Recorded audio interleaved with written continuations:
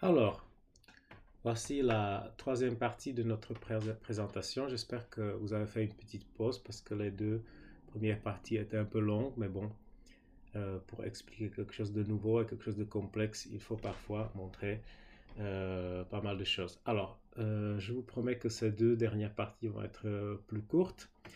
Alors, comment montrer, comment euh, entrer en contact avec vos étudiants via Nearpod.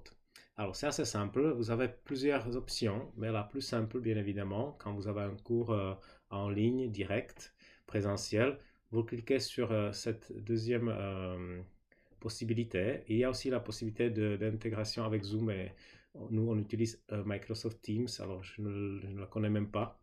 Alors vous cliquez sur Live Participation et ce qui va se passer, tout de suite, vous allez voir votre cours, mais d'abord, vous allez voir un code. Alors ici, il y a un code qui est complètement aléatoire, et c'est la seule chose que vous devez passer à vos élèves via, je ne sais pas, un mail ou votre chat, ou vous pouvez même faire, vous pouvez l'intégrer dans vos cours que vous voyez ici.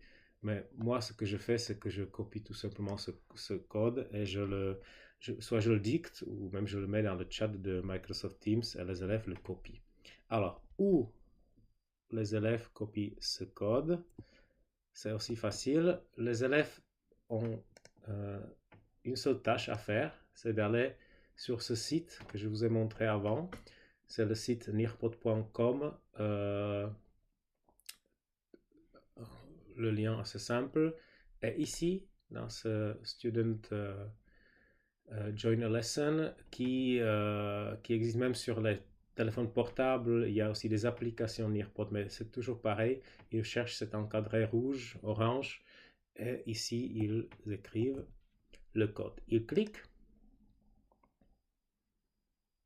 et il y a encore un pas à faire, et c'est bien évidemment l'identification de l'élève. Alors, il suffit de remplir, encore un petit moment parce que le Wi-Fi est un peu lent. Voilà, il suffit de remplir ici le nom, le prénom, ou ici le nom, ici le prénom, le nom, comme vous voulez, ce n'est pas grave. Et il clique sur joindre le cours, et il voit, voilà, quelque chose que j'ai déjà lancé.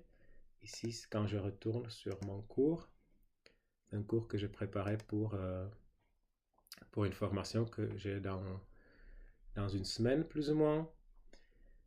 Et voilà, et une fois, je peux tout de suite vous montrer comme ça que c'est vrai ce que je vous ai montré avant. Quand j'avance comme ça, le cours avance sur l'écran des étudiants ou des élèves. Si jamais vous avez oublié le code est présent toujours ici. Alors, il suffit de cliquer et de le faire passer à vos élèves. Et quand vous avez décidé que votre cours est déjà suffisamment fini, il suffit de cliquer pour vous ici sur Nearpod et vous cliquez sur terminer le cours. Qu'est-ce qui va se passer chez les élèves? Voilà, l'information, c'est fini. On va à la maison. Merci.